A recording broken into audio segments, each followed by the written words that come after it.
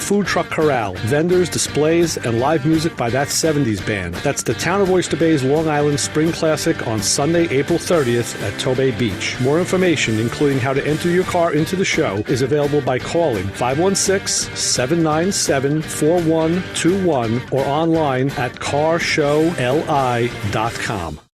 This show on 90.3 WHPC is brought to you by Crest Cleaners, located on Wills Avenue in Alberton. Crest Cleaners is a professional dry cleaning company servicing the North Shore of Long Island. Crest Cleaners offer pickup and delivery services, custom tailoring and alterations, wedding and christening gowns, cleaned and preserved, personal laundering, wash and fold, ski and snowboarding apparel, camping gear, and more. If it's special to you, it's special to Crest Cleaners. More information is available at crestcleaners1.com. The best of the best, 2 years in a row. You're listening to the Beth Page Best of Long Island, best radio station. The voice of Nassau Community College. This is the award-winning 90.3 WHPC HD Garden City. Listen on your smart speaker. Play WHPC. And available on Odyssey, TuneIn, iHeart, and on the WHPC app. 90.3 WHPC.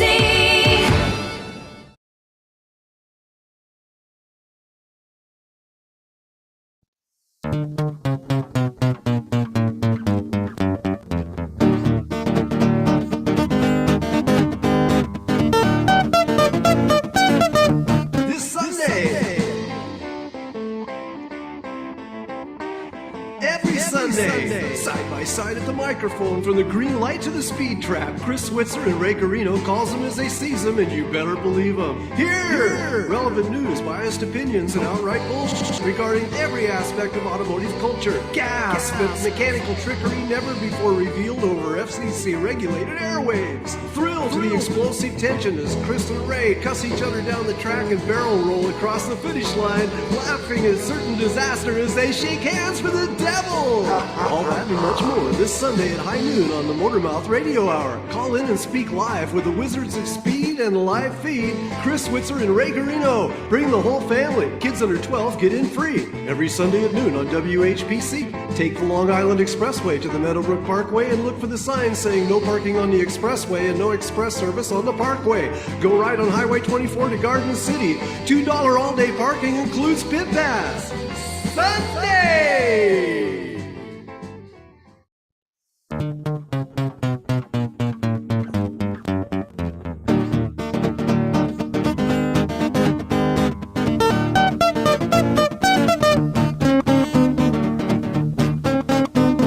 The sun was shining one noon in July by Dead Man's Curve off Highway 5, just past the Crate and Barrel and the Olive Garden.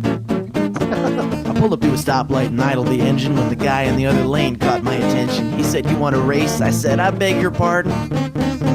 You see, you may drive a Lamborghini with a 12-cylinder engine that accelerates obscenely fast and 700 engine meters at maximum torque. Caught my attention. He said, "But I got something better on my side. 88 horsepower of American pride. And when I smoke you, boy, you're gonna look like quite the dork." So come on, go, go, go, little light blue Saturn. Let's roll, roll, roll right down the street. Oh no, no, no, now what's the matter? All right, that's a light blue Saturn. Go, go, little light blue Saturn. Let's roll. I have a little problem here because my co-host is echoing on me again. I'm echoing. Echo, MotorMouth Radio, Long Island's only automotive talk show. Let's roll. I have a little problem here because my co-host is echoing on me again. I'm echoing. Echo. MotorMouth Radio, Long Island's only automotive talk show. Let's go back to this. Okay.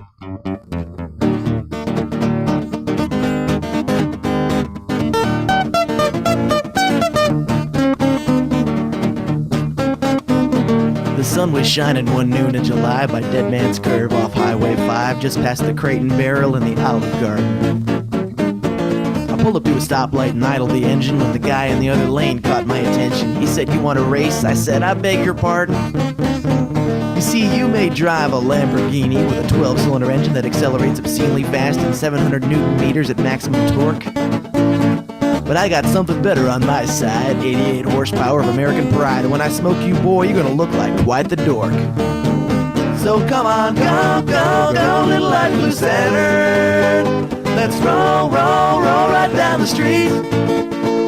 Oh no, no, no, no, what's the matter? I think I made my life.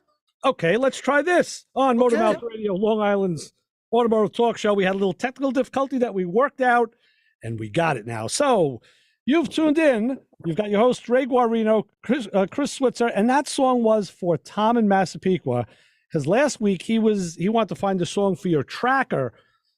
I don't think there's any songs that exist for trackers, but that was one of the ones I had in mind that was kind of kitschy and quirky and cool for those little cars. So just like the tracker, it's kitschy and quirky.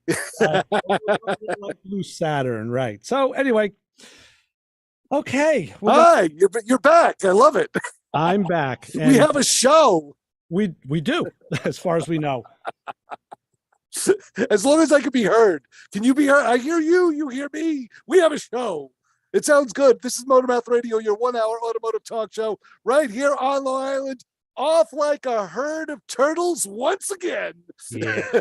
Wouldn't have it any other way. The engineering is profound here. So hopefully everything is good. Hopefully everything is recording. We had a little glitch last week that I think we worked through. Well, maybe. We'll see. I think I saw what it was this week. So there's always that, when you have multifaceted video and audio feeds, they sometimes fight with each other, and that's what we had today. We had a fight. So, hey, I want to tell you, we have a great guest this week. We have Luke Tucker from Easy Red will be with us around 12:15. But I want to tell you a little story that I didn't get to a week or two ago, Chris, and it was about. It really struck me later on after it happened. I was at the shop working on a truck. The valve cover thing that I posted on Facebook and Instagram. Of course, you can find us at MotorMouth Radio on the web, on Facebook, and on Twitter. It's _MotorMouth Radio on Instagram. And it was a valve cover on a V8 engine. The truck backfired, blew the valve cover off. Wow. And I had to change that. So it just so happened Steve, our good friend Steve from the other shop, was down at the shop I'm at in Oceanside, and he was doing some other work on that truck. He did a brake line. Yeah. So he was hanging around, and now I had some trouble, and I had to make a decision on how to get this cover off.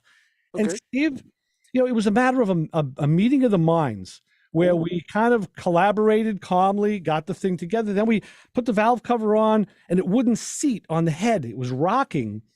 And this engine, center bolt Chevy engine, has these tubes inside the valve cover that the center bolts go through. Right. And we determined that that's what it was rocking on. So we cut the tubes a little shorter, put it on, same thing. And now we're scratching our heads like, what the heck could this be? Right. And he said, could the valve cover be for the other side? Maybe it's in the wrong position. And I said, okay, good thought, except the one that we were working on had one hole for the PCV. The one on the other side has two holes. And I saw that. Now, you said it blew off the valve cover. Was that the valve cover that you're trying to put back on, or you replaced it with a new one? Okay, because I was a little confused there. Okay, because I'm thinking you bent the old valve cover back, but I'm sure it was almost in a circular shape by the time it got blown off the engine. Listen, the guys on the Thursday night show know this. Guys who are in my circle know this. My wife and daughter knows it. We all know what new means, right? Never, guys, ever. We all know what new spells. Never ever work. That's right. Thank you, Joe. So I said, okay, well, the issue is the holes for the accessories are in the right spots on the right valve cover. So I don't think that's the problem. Okay. And then Steve said, the way the bolts are going through, what if we just take this one off and turn it around? Can we do that? And I said, well, yeah, we'll put the PCV in a different position, but I have room. We did that. We turned it around. The thing fit flush and worked. So the point I wanted to make was just how two heads are better than one a lot of times. And especially when you have people who are, you're not under the gun, you don't get freaked out, or, cool, calm heads are better than one. And I want to thank Steve for that, because that was really, I probably would have sat there forever. I don't know what I would have done. I don't know if I would have thought to do that, is what the point is. So no, good point. No, and it's kind of funny, because I've always felt that when I'm working solo, which is been the case the last couple of years, and I come across a problem. My old man used to say, go to the bathroom and put your brains in your hand. Yep. And it's the truth. You say, you know what? I hit a wall here. Let me just go into the house, go get a glass of water, go sit down, go turn on the TV, watch 10 minutes of the news, go to the bathroom, come back, sit down, and sure as shooting. Sure. You figure it out. And I can't say how many times I thought, oh, this is not going to work. If I walk away from this, it's not going to work. And then you walk away and you come back 10, 15 minutes later and you doped it out. Yeah. You've instantly doped it out. So I'm with you 100%. I think and if you're not working with a cool head that knows more than you, or at times knows more than you. And that's the thing, when you're in the shop, everybody has their tool bag, their tool bag of tricks, not the hard one that you carry around, put in the trunk of your car, the one that's in your head. The ones between your ears, yes. And sometimes like that's a viable thing. Like, hey, turn it around, turn it upside down, do this, do that. You just try those stupid things, to see if you have a difference. And in this case, it certainly worked. So I always said, we used to talk about Steve Broncatello that would say, if you don't know what you're doing, don't do it. And I never quite agreed with that fully. I always thought, mess with it a little bit. Well, screw with it a little bit. See what happens. Turn it upside down. See if it fits. Yeah, a lot of times, sometimes yes, sometimes no. It's that's a tough one because you can get in. Sometimes you get in more trouble than you ask for. Well, then you talk about it on a radio show. Well, yeah, it still doesn't help the molten mass of metal in your driveway that's not doing anything. Yeah, Lord knows I had some of that. Right. Anything this week from you? Any molten masses of metal in your driveway? You know what? I'm still anticipating. I'm still waiting for the big box to arrive. I have not put the Chrysler up in the air yet, but I did go and buy 2 jack stands for it, and because I have 2 Mama Luke jack stands, and I have 2 like kind of sort of jack stands. And I thought to myself, no, if I'm going to be moving exhaust pipes, because that's the plan for this week, is to rip out the single exhaust on the Chrysler and install a dual exhaust system. And I'm not happy about doing this, but I'm going to do it anyway. But I thought about it, might as well update my jack stands for this job. And that's what I did. So I went over to Harbor Freight, of all places, and I hope I don't get yelled at for this, but I bought 2 3-ton jack stands for like $50. Okay. And they seem to be quite robust. They had a problem a few years ago with one of their standard size jack stands where they would just collapse. I mean, we talked about it on the show. Yeah. And then the replacement failed also. Oh. But we do have if I don't report next week, right. You'll know why. We have some of those at the shop, some of the Harbor Freight stuff, and I truthfully, I've used them. I haven't had any trouble with the ones I've used. So, but I will say this: I'll do a lot of car work. I haven't done a full exhaust system on any of my cars since 1985. Well, you've done one more than me, young man. Well, it's only because I learned this work really sucks. I'd rather just bring it in and have somebody, let a pro do it, because if a pipe is out of shape and it needs to be bent or tweaked, let's let one of them do it. Right. No, I totally agree with you there. And that's the goal right now, is to install it and see how well it installs. Because if something needs to be bent or twisted, then I could drive it over to a shop and have them do it. All right. Well, Bent and Twisted's on the phone. Let's see who's on. You're on with the MotorMouth caller. Hey, good afternoon, fellas. Cliff. How's everything? And you know what, Cliff? I must say, I see we have Luke Tucker with us as well on the show. So Luke just signed in. Hi, Luke. Morning, guys. Hi, Luke. What's happening, Chris? How you doing, my brother? I'm doing great, man. You guys are talking about hobo freight. Yes, hobo freight. Hobo freight. It's good stuff for if you're not using it every day, right? Right. Well, like I said, in the shops, I took a picture and sent it to our good friend Macho Man Brian a few years ago. There's a tire shop near my house, and in front, and they do all their work outside. They had a lineup of floor jacks. It looked like an alligator convention, and they were all Daytona jacks. They had every color. They must have had 30 of them out there.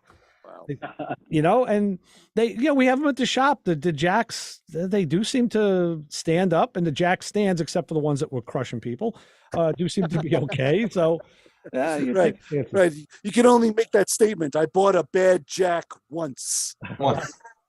Once. I bought a couple of nice tarps from there.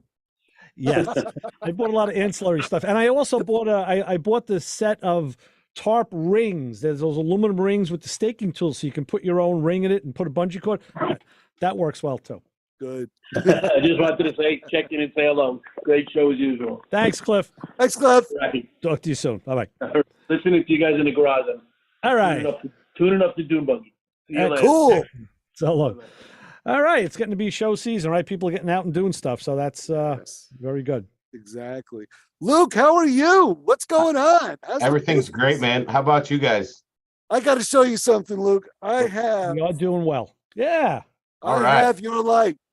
And let me tell you, this thing has been to the mountain and back with me. I see that. Nice, Chris. It's got paint on it.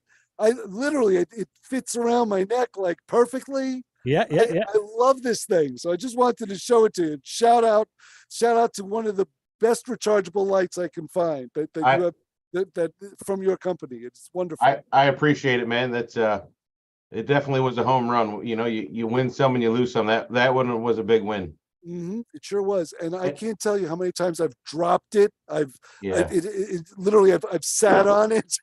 It's funny, Chris, like when we were in the initial discussion, it's like, well, it'll be like a necklight. And I'm thinking, well, it's kind of like a novelty, but whatever. That might be cool. We might sell a few thousand and then discontinue them. And it just really worked out. I guess I was wrong. I'm not wrong a lot, but I was wrong. I was wrong then. And you know what, fellas? We have someone on the line, a caller on the line who I think I know uses a lot of lights. Caller, you're on with the MotorMouths and Luke from Easy Red. Hey, how you doing, Ray? It's Steve Webb. Steve. Steve. All right. My compadre in the valve cover fiasco. Right. I thanks for the shout out. I just got to add something. Basically, when it comes to the topic of problem solving, most mechanics don't take responsibility. Now, the first step of solving any problem is taking responsibility, and you ask yourself this question: what did I do or didn't do, okay, to cause this problem, okay? So it's either one or the other. Either you did something or you didn't do something, okay? So once you take that responsibility and ask yourself that question, okay, you will solve the problem, okay? So it's too many times it's the buck is passed and the mechanic will, it's an aftermarket part, they never fit right, or it's used and it's rusty and it doesn't work. It's always 101 pointing the finger in the wrong direction, and you never solve the problem. Okay, so well, in this case, Steve, that's kind of where we were. We were using an aftermarket replacement part that should have fit, but it didn't. Problem. No, and it wasn't the problem. That's right. Yeah, it was something we did or didn't do. And in that case, we didn't turn the valve cover around. That's what, so it made me wonder if it made me wonder if somewhere along the line someone else had switched them side to side. I followed what was there, so maybe I just followed the last mistake. You could have, but once you take that response, once you take the responsibility and you say, what did I do or didn't do? You're going to solve that problem. One case, real quick scenario, I learned that lesson. I had a problem, electronical problem with a computer problem, if you ever want to call it. And right away, everybody blames the computer. Yep. Okay. Oh, the computer. So I had a check engine light. I just could not extinguish, so I even called in the show and we talked about it with Joe and everything else. So in this case, okay, it wound out being a computer. Okay. So we went down the diagnostic tree and finally, so I go and I get another computer, a new computer, put it in. Okay. Same problem. I was going to jump out the window. I was going to jump out the window. I said, what the heck could this be? So I said, what did I do or didn't do? So I said, what I did was put the computer in. All right, let me take the computer out again. I took the computer out, and wouldn't you know it, I bent a pin putting it in. Okay, there you go. I bent a pin putting it in. I did it. Okay, I did it. I bent the pin on the new computer, and that was the problem. So once I straightened it out, straightened the pin out, the thing worked perfectly. So that solved that could have went into junk in the car at that point. Yeah. But when I asked myself, I said, what did I do or didn't do? And sure enough, I did something. I bent the pin, so, but the moral of this story is take responsibility, don't pass the buck. Okay. Ask yourself, what did I do or didn't do? And you'll solve the problem. That's why I called it. Sage words, Steve. Thank you very much. And again, it's a pleasure working with you always.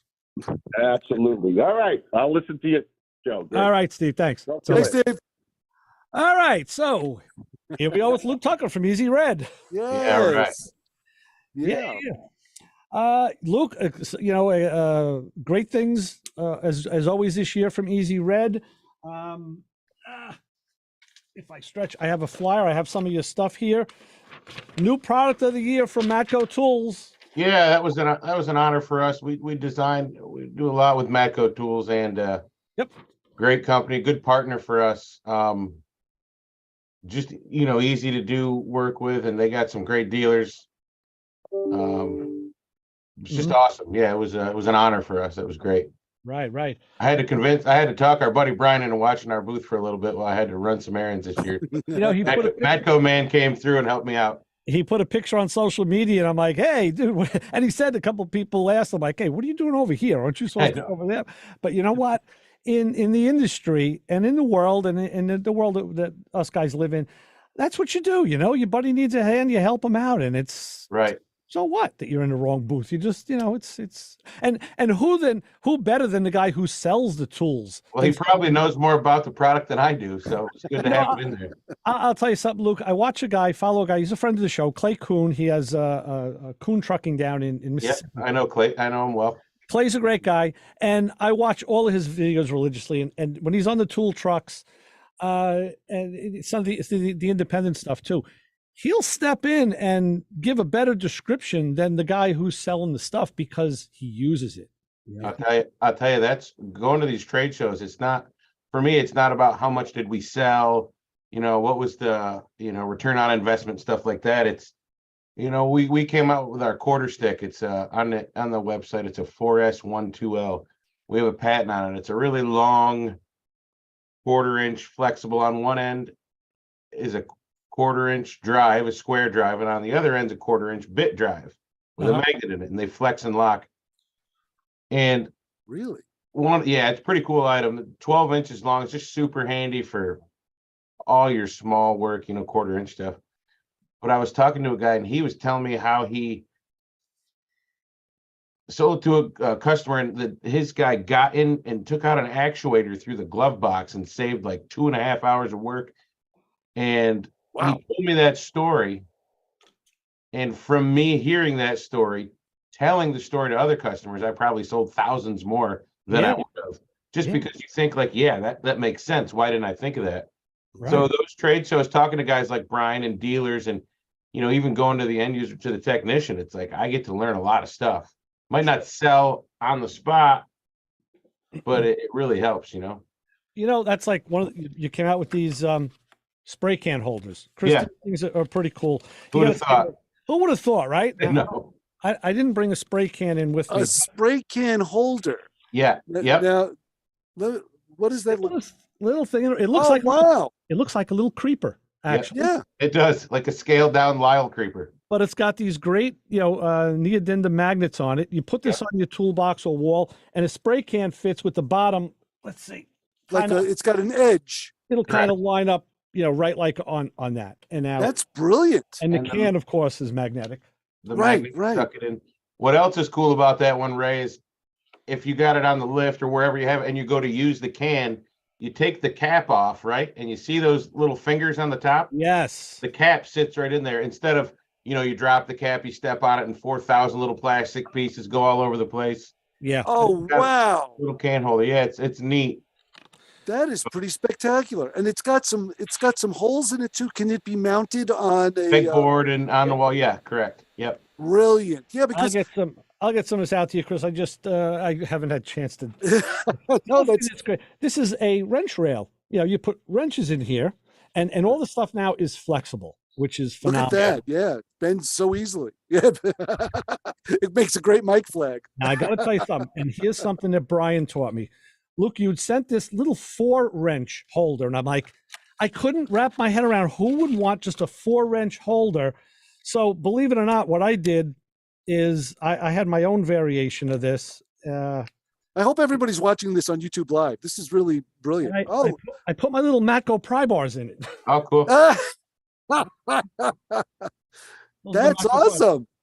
And then Brian told me, when I was talking to him about it, he laughed. He saw my post. He says, no, this is an addendum for this. Right. Yeah, they're both magnetic, so you can kind of they don't fit together per se like a male and a female, like a slot that it slides into, but it's magnetic, so you can make your 12-piece a 16-piece, or you can modularize it and do your whole toolbox, like just lining them up. And I said, Brian, no, I never thought of putting the little one with the big one, because he said, yes, you could have a smaller or a wrench set that encompasses more sizes. I said, wow, there you go. So now you have dual. I like this little one for a reason. I have a little shop in my basement where I do electronic work and I do carburetors, and I'm using all sorts of little small tools. And this is great because I just stuck it on the front of the toolbox, and the little things I use a lot, like picks and I put it right there. It's right in there. So again, everybody's going to find their own use, I think, for this. Yeah, stuff. Ray, it's cool. We call it a wrench holder, right? But I've had some people send me pictures of they've got all their screwdrivers in it, and it fits perfect. You can pick it up; they don't fall out. Exactly. So and yeah, my garage is definitely surfacely challenged. Yeah, there's junk everywhere, so I do have available wall space. And I was laughing because just recently I was digging through the drawer I have of just wrenches. And I got SAEs on one side and metrics on the other side of the drawer. But of course, that doesn't work out very well because there's no partition in the middle. So the wrenches are all, you got to shovel through them to find the size you want. Something like this would be perfect to be mounted on a wall and the wrenches to have right there. And of course, when one is missing. So look, let me ask you, this piece right here, it has 4. What is this for? That's another red modular block of some sort that looks like it holds 4 tools. I have yet to figure out what to do with this. Ray, so you put that on your cart or your toolbox, and that will hold your pry bars. It'll go up to like a 50-inch pry bar. So instead of the single one, right? This is gotcha. Okay. But Ray, is that also magnetic? Yeah, of course. Yes. Yep. And if I could do a chin up, I'd be able to do one off it. That's how serious the That's strong. Wow. 4 magnets in the back. Yeah. And it's got 4 magnets in the front to hold the tool. So, Luke, do all of your tool holders, are they all magnetic? They are, Chris, but they also all have that set screw hole if you want to pegboard it, and they're all an inch apart, so they'll fit on a peg. Or if you want to put it up somewhere where there's not a non-ferrous surface. So Right. Wow, that's nice and versatile. If I didn't promise Tom, because he brought a Sicilian pizza in here last week, that I play a song for, I would have dug out Metallica's Death Magnetic. That's magnetic, yeah. Because I thought that would have been perfect. Yeah, we saw like a gap for technology and for newer state-of-the-art organizational pieces. There was a lot of Ray, you sent me that cool ad from a long time ago, but it hasn't really progressed. They're pretty basic. Your wrench holders are a V, and you can only put the size where it belongs. And we had a wrench organizer we came out with about 10 years ago. It was aluminum and it was low profile. It fit in your 2-inch drawer, and it'd hold up to like a 25-inch wrench where you could open and shut it. But when you picked it up and held it up, all the wrenches fell out. Yeah, it was magnetic, but it wasn't strong enough, and that was everyone's complaint. So we came out with this.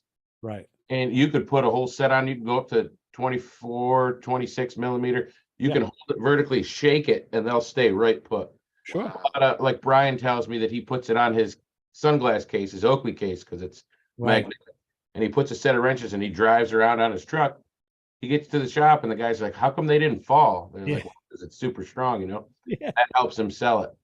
Both Chris, the wrench set and the holder. So what Luke was talking about a second ago was I read old magazines and it was a super stock from 71 or something, or 74. I had give you and they had a picture of it was a bad grainy black and white, but they showed under a car and it was like a magnetic wrench rail that, with probably, I don't know what kind of magnets they were using back then, but to hang your wrenches under the car while you're working. And I said, wow, that was the early version. Who knew that they were doing that way back when? And now, of course, Easy Red has this new, a real nice, beautiful version. And these things can be cleaned real easy, I guess, with some WD-40, just like your screwdrivers. You can just clean them off. And so much more versatile. But yeah, it's kind of funny when you see something that was done, 40 years prior, and now the evolution of how that product has changed. Yeah, I like that ad was cool. I like that. I actually sent it to some of the guys that work with our graphics artists. He thought that was super cool. So yeah, it's neat to see that, right? Because it's kind of hard, a wrench organizer is a wrench organizer. How much different can you make it? Yeah. Well, like you said, I've always used since the late 70s, early 80s, and I still do the sawtooth wrench rails, and they're plastic, and you set it up in a V in your box, so the smallest wrench is in the front and the biggest is in the back. And I'm comfortable with it, so I've always used them. And but I've seen other, now of course all the tool companies, well, not all of them, but many of them, what they do is they have their wrenches and their tools in the pre-cut, the laser cut foam. Oh yeah. And this is what I'm always on Brian's back about. I said, I bought a new screwdriver set and it was in, Snap-on stuff and it was in plastic. I said, I can't put it in my toolbox drawer. I don't have a new toolbox. I have an old toolbox. Yeah. I said, this stuff is made to fit the newer, bigger, deeper, wider drawers. And Brian just he put his snidely whiplash scowl and laugh on it and said, well, yeah, right, you got to buy a new toolbox. That's it. You got to spend 10 grand for another toolbox. Sure. That's a tool cart. What do you mean? 10 grand. Yeah, 10. Who you shopping with? Yeah, well, I'm old. I think Chris is going to that hobo freight place. Yeah. Right. So I was ticked off because I like the foam stuff is nice. It does take more room, but it gives you that. Again, I've shown guys in the shop that are always losing tools. I said, come here, look at my toolbox. And I open a drawer, show them the wrenches and the sockets that are on the organizers. You show them your drawers. That's good. Show me drawers. We like I said, we talked with Brian last week how we said we like to look at each other's junk. Well, we look at each other's drawers too. Yes, you do. And I told these guys, everybody's got smiles. I said, now at the end of the day, at a glance, you can see what wrench is missing, what socket's missing. They need to do something for the guys with their magnetic the lights they use, because how many guys leave those under the car? Brian told that story years ago too. Yeah, sure. All going down the road at night, this nice glow under it. Yeah, it's a $300 glow. So. Yeah, and like that EVA foam and all of our products, they don't, like, if you want to set them on on a vehicle, it won't scratch the paint. That foam is like porous; it won't slide around. Right. Ours have magnets on the back, but the way they're set inside, they won't scratch paint either. And they're all safe in a shop. Like, you can spray brake cleaner all over all of them, and they're just the same. So yeah, your stuff. See, I look at it this way: whether I'm at home doing a job or I'm in the shop, it ends up I'm always going back and forth to the toolbox, because I don't like to take. If I take a lot of stuff out and I didn't use some of it, I'll bring it back. I don't like to have a ton of stuff out, at the end of the day. So I just look at it like it keeps my step count up. So good for the heart. So, but it just proves that the place where you keep the tool is just as important as the tool itself. Sure. And if you can't access it, I can't tell you how much time I spend looking for that wrench or looking for that screwdriver. I have a screwdriver case that resembles a coffee can. And it looks like a plumage of handles, like a bloom of flowers of handles of screwdrivers. That's my screwdriver holder right there. That's it. And I'm constantly going, that's not it. That's not it. Chris, you got to storm the other way with the blade side up. Blades up, right? You can only get like maybe, I don't know, 7 screwdrivers in there. Yeah, true. So yeah, where you keep them is just as important sometimes. I know it saves a lot of time. That's for sure. Well, and if you're a technician and you're spending 30 grand out of toolbox and you're a lot of money on the tools, you want to have something nice to hold them to put them in, right?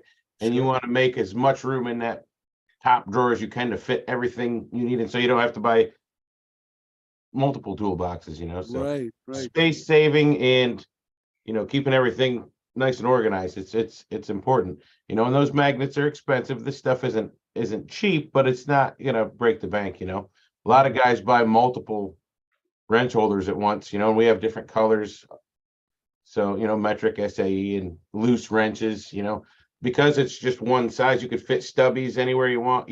Size doesn't matter, right? I mean, well, there you go. Some people say it does, but Hey, that could be a new T-shirt logo. Right. Right. Size doesn't matter. With us, Easy Red, size doesn't matter. Doesn't matter.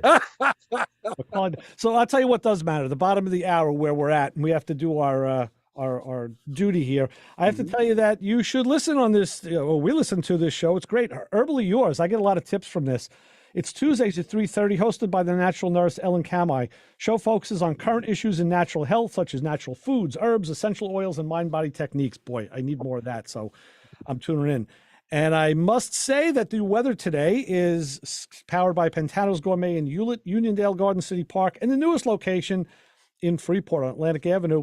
It's partly cloudy, about 51. It's going to be real nice tomorrow, though. It's supposed to be 60, almost 70 by Wednesday.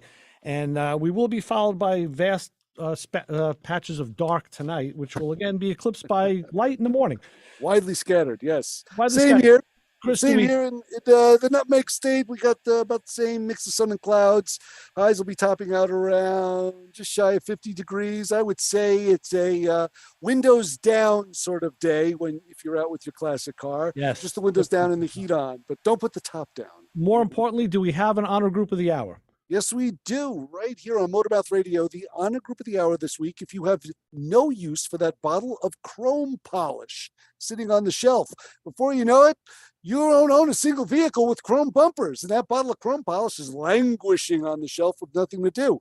Nowadays, there are some truly collectible cars that do not have chrome of any kind. Those Fox-bodied Mustangs, fifth-gen Camaros, any Charger or Challenger in the last 15 years don't spot a stitch of chrome. So what can you do with that bottle of chrome polish nowadays? Unless you have chrome wheels, you may have to get creative. So you may have to, it may be able to take some errant water spots out of the windshield with the stuff, but I would probably ask a glass professional before I would start smearing it all over the windshield. So get that bottle of chrome polish out of the garage and put it in the bathroom where it belongs, so you can take care of those nagging water spots on the faucets. Nice. So if you have a bottle of chrome polish with nothing to do and a bathroom with brushed fixtures, then you may be part of the MotorMouth Radio Honor Group of the Hour. And the same goes for that bottle of vinyl top cleaner sitting next to it. Good points. All right, we're going to take we'll play our spots. Luke, hang with us. We'll be back in just about 2 minutes while we take care of some business. We'll make it a little shorter break this time so we can get back to Luke and talk about Easy Red and all the great tools. So here we go. This is another one. It's the Muscle Car Blues. I wish we had time to play this whole song because it really is kind of cool, but we don't. So you're just going to get a taste of it here on MotorMouth Radio. And we will be back. Ray Guarino, Chris Switzer, Luke Tucker from Easy Red on MotorMouth Radio 90.3 WHPC. Keep it where you got it.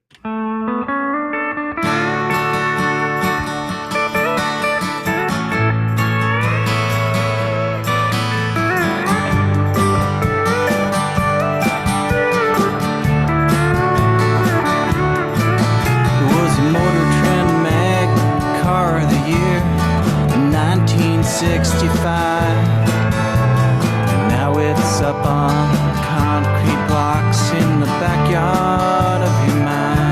This show on 90.3 WHPC is brought to you by CarStar Celebrity Chase Collision, with 2 locations in Limerick and Oceanside, who remind you that New York state law says you always have the right to choose which shop will fix your car. CarStar Celebrity Chase Collision offers a full range of services, 24-hour towing between Montauk and Manhattan, shuttle service, and they can help you with a rental car arrangement if needed. All repairs include the CarStar Lifetime Nationwide Warranty, ensuring that the experts at Celebrity Chase Collision are always on your side. Y sí, hablamos español. More information is available at 516-593-0920 or online at celebritychasecollision.com. Hey, this is Ray Guarino, host of MotorMouth Radio, heard Sundays at noon on the voice of Nassau Community College. This show on 90.3 WHPC is brought to you by the Town of Oyster Bay. Supervisor Joe Saladino invites you to the Town of Oyster Bay's car show, Long Island Spring Classic, presented by Bethpage Federal Credit Union, News 12, Optimum, Whitey's Tire, Eagle Performance Chevrolet Parts, and PSEG Long Island on Sunday, April 30th at Tobay Beach, featuring classic, muscle, exotic cars and 4x4s, a food truck corral, vendors, displays, and live music by that 70s band. That's the Town of Oyster Bay's Long Island Spring Classic on Sunday, April 30th at Tobay Beach. More information, including how to enter your car into the show, is available by calling 516-797-4121 or online at carshowli.com. Hey, you, get over here. Every Sunday, 12 to 1, you are going to tune in to hear the MotorMouths, my friends Ray Guarino and Chris Switzer. 90.3 FM, WHPC. You might learn something. All right, the sweet sounds of some country muscle car blues with MotorMouth Radio, Ray Guarino, Chris Switzer, and Luke Tucker from Easy Red. Luke, are you playing a really good steel slide there? I'm very impressed with your prowess. You're excellent at that guitar work. Very good. Thank you.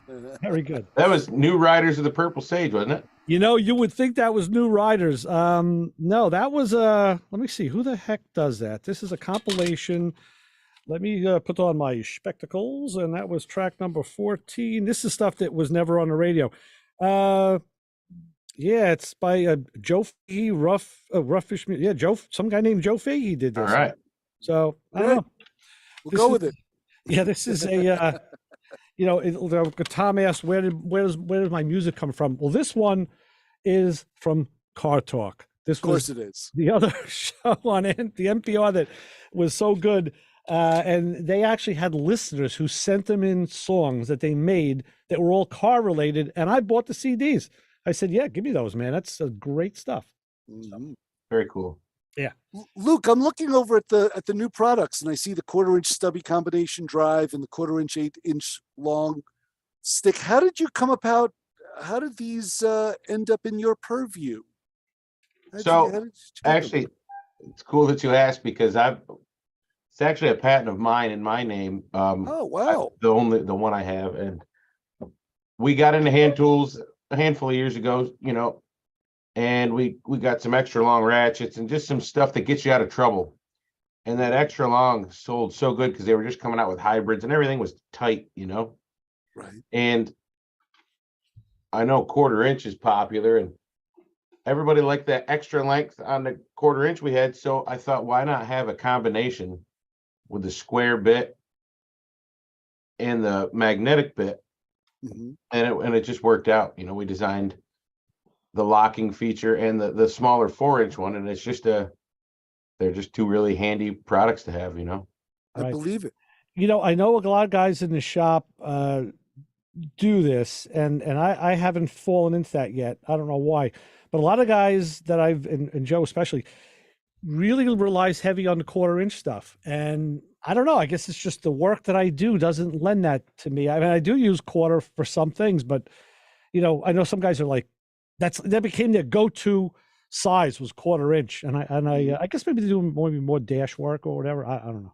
Yeah, body shop, dash work, small engine stuff. Guy next door to me, he does 4-wheelers. He's mud and snow, so he does. Okay. And that's they live by 1/4-inch, I'll but tell you, 3/8, 1/2-inch, that's more popular and really strictly automotive. Yeah, I did. But everybody wants to have that 1/4 stick. They just it's super handy. I did buy from Brian these super deep 1/4-inch sockets. I think it's a 4-piece set. Maybe it's 8, 10, 11, and 12, 8, 10, 12. I don't know. For inside bumper work or doors. Actually, I bought it because I don't do body stuff, but when I had to change the taillight bulb on my FJ Cruiser, you pull the rear panel off and then you have to go in, and it's really deep. And Right. I just said, you know what? I saw the body guys using it. I said, man, if I had one of those 4-inch sockets, that would be sweet. So Brian said, Awesome. those, yeah, that worked out well. And the thing I found about other 1/4-inch ratchet drives is they're always loose. They don't seem, the ones I have don't seem to, they don't really have the quality that you would want out of a 1/4-inch Which ones do you have, Chris? Oh, Husky, Craftsman. When you set out the Scarol, listen. You get what you pay for, Chris. Let the Benjamins see the light of day. Come on, I know that they squint when you open that wallet. The ratchet rattles. Yeah. Well, I'll tell you this. I do have a lot of new. I actually, when I got back into working in the shop, I upgraded all my ratchets, and then I bought some newer ones, and I bought a couple from Brighton. The Matco ratchets are great. The newer ratchets, by almost anybody, are far superior to what we used back in the day. I will say. Like it's like anything. Like when you think they couldn't make it any better, they do. Yeah, I mean 72, 80 teeth, super fine. Yeah. Phenomenal. Even the comfort grips, that's just like it's unbelievable. Yeah. Brian, Luke, are those? I was looking at the comfort grips as well. Are they durable? Like they're durable, yeah. Yep. Really? Hold up in a shop. Everything we have has to be durable, especially, hand tools are great because they're popular, but from our point of view, you put a lifetime warranty on it, you got to hold your breath, That's a big statement, right? Lifetime warranty. That sure is. And you offer that. We do. Everything chrome we have on our website or that says Easy Red on it is lifetime warranty. Yeah, wow. I'll tell you this, two things. I had bought a snap-on ratchet off the truck. It was used. Somebody had traded it in. And the pawl was a little weak, and the handle was all chewed up. I think his dog was using it. So I got the rebuild kit for it, and I got a new handle. Put the handle on, and it looks brand new. Yeah. But Brian says he wanted me to remind you, Chris, about Matco's having a new ratchet trade-in program right now, and they got the Matco black ratchets are beautiful. Yeah, I got a chance to see those a couple weeks ago in San Antonio at their trade show, and right. I'll tell you, they catch your eye. They're black, and their handles are like a nice. There's a purple and a red, and they look beautiful. The new colors, purple and blue. Blue, yes. It went around for a long time about everybody having some problems with that. I was a big fan. I said, yeah, absolutely. And yeah, so any of the new ratchets are just phenomenal, much, much better than you would find in the past. So yeah, I think our Easy Red hand tools, the quality's there. It's a good, I say like an entry level technician. You get out of school, you're coming in, you don't want to spend $180 on a 3/8 ratchet. That's right. Okay. You get the Easy Red one. The quality's there. Sure. It's not quite the name, but the quality and the warranty's there. It's a great ratchet. And a gear wrench. A Craftsman was always the go-to. We all have Craftsman tools. Of sure. course, now they're made in China. So I don't have any new Craftsman stuff, so I can't speak to it. But I would imagine maybe it has changed over the years. Mm-hmm. But yeah, there's plenty of choices out there. And now, like companies like Easy Red with tool storage solutions, right? That's the next step. That's just so beautiful. At the integration between, the guys like you and the tool companies. It's a natural. Yeah. And what we're super proud of at Easy Red is, 1, 60-plus-year-old company.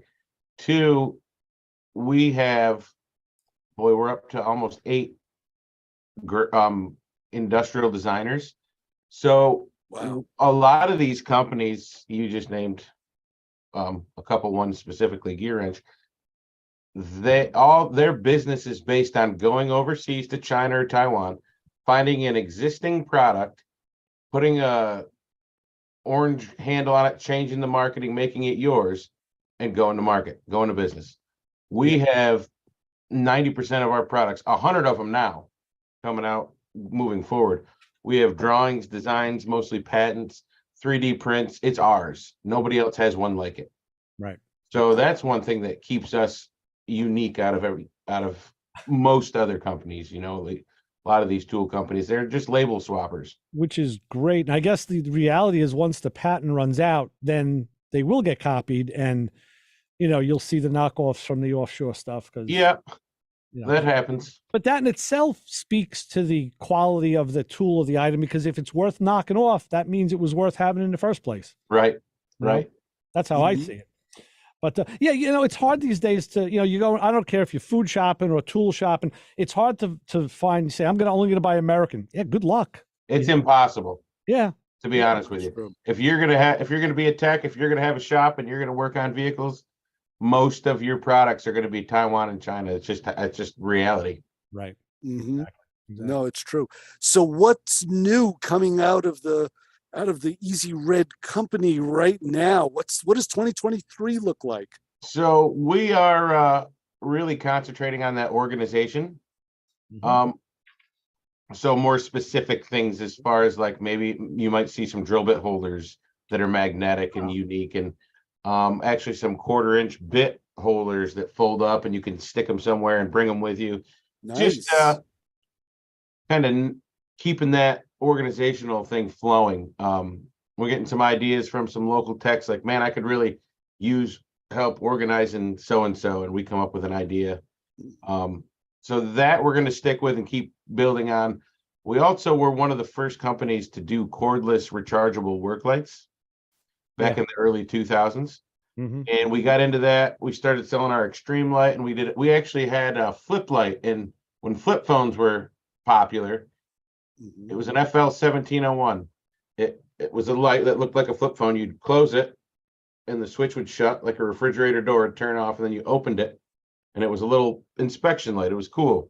Yeah. And then everybody started getting into lighting, so we backed off a little bit, concentrated on some other things, hand tools, organization. Still had our core lights, but then a lot of these companies, they ran out of ideas or copying products in China, so they backed off. Now we're getting back into lighting again. So we've got a few cool lights coming out. You know, you might see a Generation 2 neck light.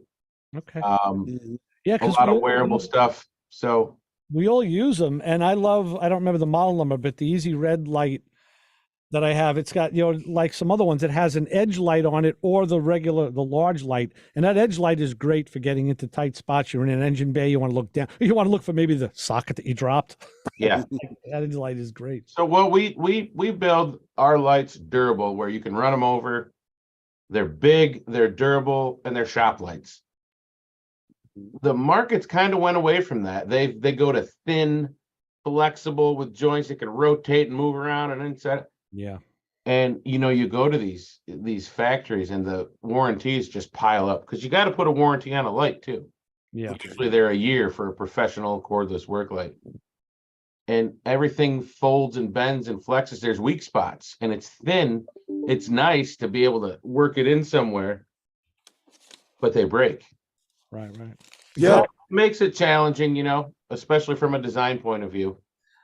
Luke, how can people find the Easy Red brand of tools? Like the guys who aren't in shops and don't have tool trucks, how can they find your products? Sure. So Easy Red, it's sold online. You can go to our website. It's www.easyred, like the two letters E and Z, the color red.com. And we have a tab that says where to buy. The Amazons, a lot of our customers have their own websites, but mainly we push people towards the tool trucks. That's where a lot of our products are sold. I think they can take care of everything for you. We have a tool truck on the line. Let's say hi, caller, you're on with the MotorMouths and Luke Tucker from Easy Red. Hey guys, what's going on? Metal Man Brian. Brian, what's up, buddy? What's up, Brian? Hey Luke, what's going on? Oh, not much, man. How's everything with you? You getting a lot of your inventory back or from the show? Yeah, I sure did, and I already gone through most of it. So I filled up the old shopping cart and filled up all the lights I got and rolled through the dealership. So it was good going, And I got to tell you, Luke, I enjoyed running the booth for you. It was like maybe it was a thing for the future when I step out of the tool truck, Hey, man, you always got a job with us, Brian. You know that. Yeah, I appreciate it. And I'll tell you, Luke, just having a guy like Brian, all he's got to do is stand there, because he's a affable looking, nice guy. But all he's gonna say is, "Hey, you come over here." Yeah. You need this. Okay. Brian and I next to each other, we could be intimidating. Yep. Yeah. You know what? You're gonna buy everything on this table, and you're gonna do it now. Okay. Have a nice day. Right. Yep.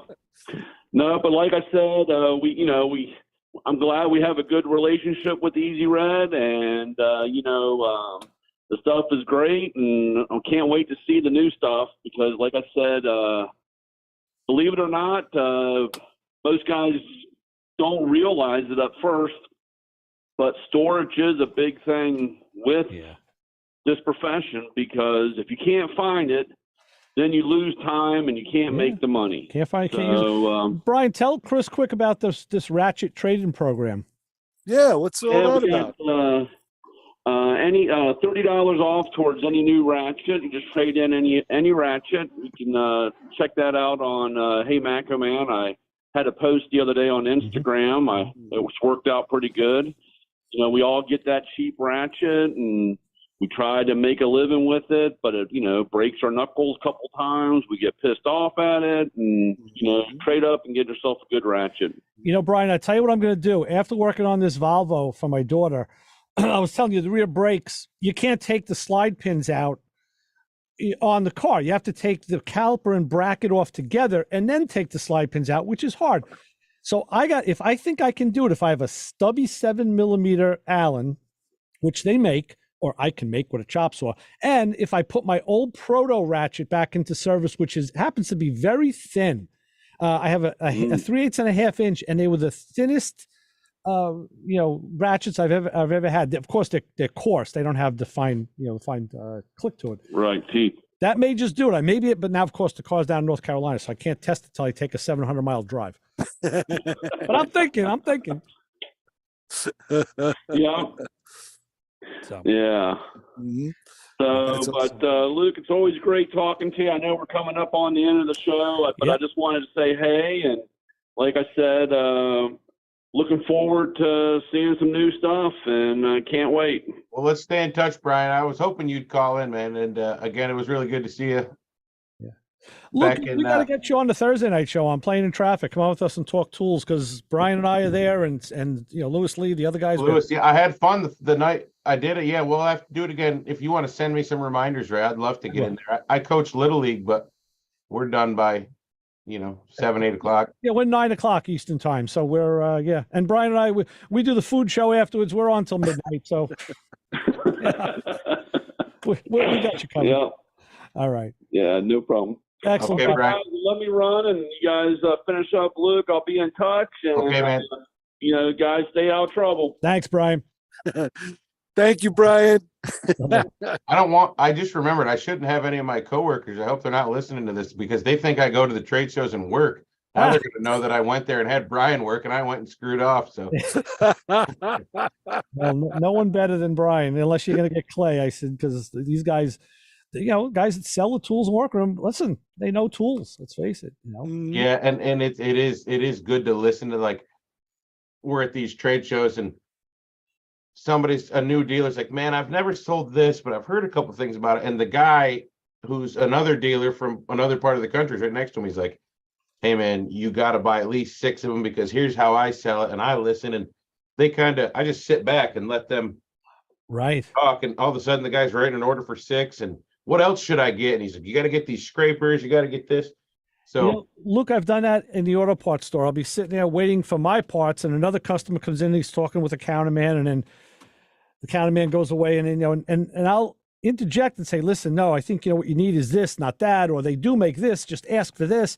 I'm helping the customer, and sometimes I'm helping the guy behind the counter. Like, no, what he wants is really this, not, and you just have to interact, and guys are usually open to that. And the word of mouth is super important too. I mean, that I think is the best advertising possible. Well, because it's trust. It's like the guy's got experience. He has no reason to help me out. Right. At all. He could just as well say, hey, that thing's a piece of crap, don't buy it. I've had a lot break. Right. And of course that has never happened with our products. No. But it's great, because everybody's got something in common, right? We just want to help each other out. Well, unfortunately, what we have in common is the end of this show, so we're going to have to wrap. Luke, how can people find you from Easy Red? If they want? We've talked about some lights and some other stuff, hand tools and organization. We've got a ton of products, from scrapers to, it's all professional automotive based items. So check it out. EasyRed.com, 2 letters, E and Z, and then the color red. Right. And that kind of guides you. If you want to purchase something, it'll bring you to a place where to purchase it. We try to push people going on the tool trucks, but go check it out. And, I think you'll be happy with all the products that you get, and find out it's a great business. And, thanks for coming on, Luke, and we'll see you on a Thursday. We'll be in touch. Appreciate it. Have a good one. Thanks for having me. Chris, the people in the parking lot. Don't follow us home unless you got some easy red tools. Yeah, baby. Chris Bye, guys. Switzer, Ray Guarino, Luke Tucker. We're out. MotorMouth Outta Radio, here. 90.3 WHPC. See ya. See you, bye.